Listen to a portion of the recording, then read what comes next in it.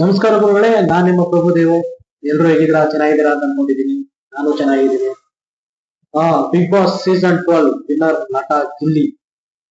ಗಿಲ್ಲಿ ನಟ ತುಂಬಾ ಖುಷಿ ವಿಚಾರ. ಒಬ್ಬ ಹಳ್ಳಿ ಹುಡುಗ ಗ್ರೌಂಡ್ ಲೆವೆಲ್ ಇಂದ ಬಂದು ಒಂದು ದೊಡ್ಡ ರಿಯಾಲಿಟಿ ಶೋ ಅಲ್ಲಿ ವಿನ್ ಆಗಿದ್ದಾರೆ ಅಂದ್ರೆ ಖುಷಿ ವಿಚಾರನೆ. ಆದ್ರೆ ಅವ್ರು ಪಟ್ಟಿರೋ ಕಷ್ಟನೂ ಅಷ್ಟೇ ಇದೆ. ಯಾಕಂದ್ರೆ 2016 ಬೆಂಗಳೂರು ಬರ್ತಾರೆ. ಅವರು ಬೆಂಗಳೂರು ಬಂದು ಆ ಸ್ಟ್ರಗಲ್ ಸ್ಟೇಜ್ಗಳು, ಅವ್ರು ಒಂದೊಂದು ಬೈಟ್ ಅಲ್ಲಿ ಅವರು ಸ್ಟ್ರಗಲ್ ಸ್ಟೇಜ್ ಹೇಳ್ತಾ ಇದ್ರೆ ತುಂಬಾ ನೋವು ಆಗುತ್ತೆ.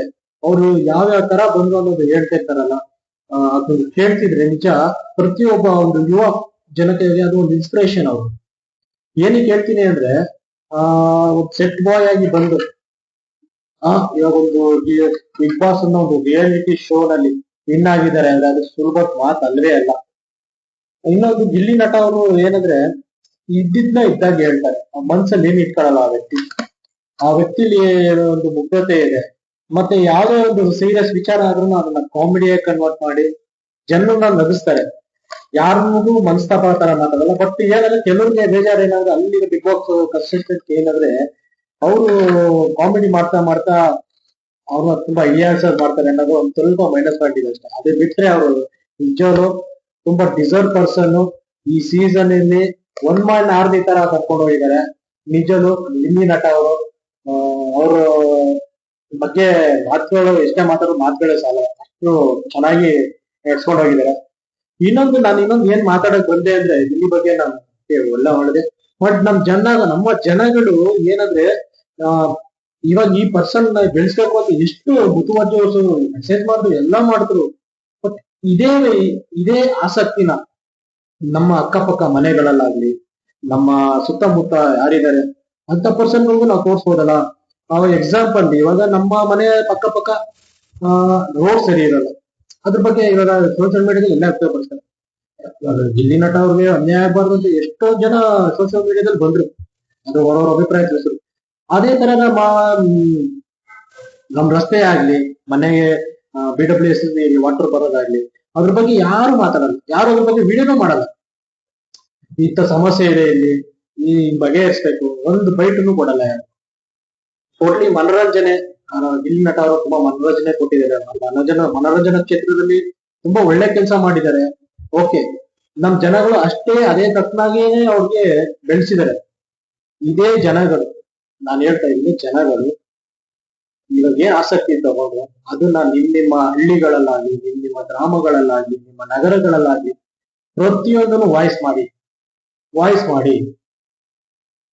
ನಾವು ವಾಯ್ಸ್ ಮಾಡದೇನೆ ನೋಡಿ ರಿಸಲ್ಟ್ ಬರುತ್ತೆ.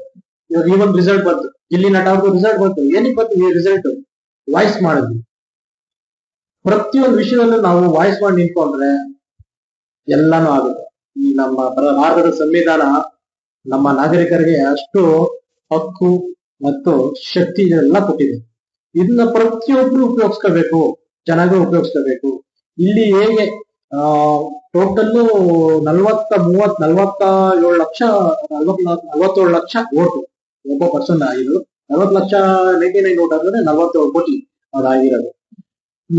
ಒಂದೇ ಒಂದ್ಸತಿ ನೀವು ಎಲ್ಲರೂ ಯೋಚನೆ ಮಾಡಿ, ಇವಾಗ ಒಂದೇ ಒಂದು ಸೋಷಿಯಲ್ ಮೀಡಿಯಾದಿಂದ ಹೆಂಗೆ ಗಿಲ್ಲಿ ನಟ ಅವ್ರು ಯಾವ ತರ ಫೇಮ್ ಆದ್ರು, ಒಂದೇ ಸೋಷಿಯಲ್ ಮೀಡಿಯಾ ನಾವು ಯೂಸ್ ಮಾಡ್ಕೊಂಡು ಚೇಂಜ್ ಮಾಡ್ಬೋದಲ್ಲ. ಎಲ್ಲರೂ ಚೇಂಜ್ ಮಾಡಕ್ಕಾಗಲ್ಲ, ಕೆಲವನ್ನ ಚೇಂಜ್ ಮಾಡ್ಬೋದಲ್ಲ. ಕೆಲವನ್ನ ಚೇಂಜ್ ಮಾಡಿ ನಾವು ಮಾದರಿ ಆಗ್ಬೋದಲ್ಲ. ಒಂದೇ ಏನೋ ಪ್ರಾಬ್ಲಮ್ ಆಯ್ತು, ಏನೋ ಒಂದು ಮಾದರಿ ಆಗ್ಬೋದಲ್ಲ. ನಾವು ಯಾರಿಗಾದ್ರು ಒಂದ್ಸತಿ ಥಿಂಕ್ ಮಾಡಿ. ಎಲ್ಲ ಏನೋ ಇವ್ನಿಂಗ್ ಹೇಳ್ತಾನಲ್ಲ, ಇವನೇನಾದ್ರು ಮಾಡ್ತಾನ ಅಂತ ನೀವು ನನ್ನ ಬಗ್ಗೆ ಹೇಳ್ಬೋದು. ಬಟ್ ನಾನು ನನ್ನ ಕೈಲಾದಷ್ಟು ನನ್ನ ಸುತ್ತಮುತ್ತ ಏನಾಗುತ್ತೆ, ನಾನು ಅದ್ರ ಬಗ್ಗೆ ಸ್ಟ್ಯಾಂಡ್ ತಗೋತೀನಿ. ಸ್ಟ್ಯಾಂಡ್ ತಗೊಳ್ಳದಲ್ಲಿ ನಾನು ಇರಲ್ಲ. ಅದೇ ತರ ನಾವು ಪ್ರತಿಯೊಬ್ರು ಯಾವುದೇ ಒಂದು ವಿಚಾರದಲ್ಲಿ ಏನೇ ಸ್ಟ್ಯಾಂಡ್ ತಗೊಳ್ಳಿ.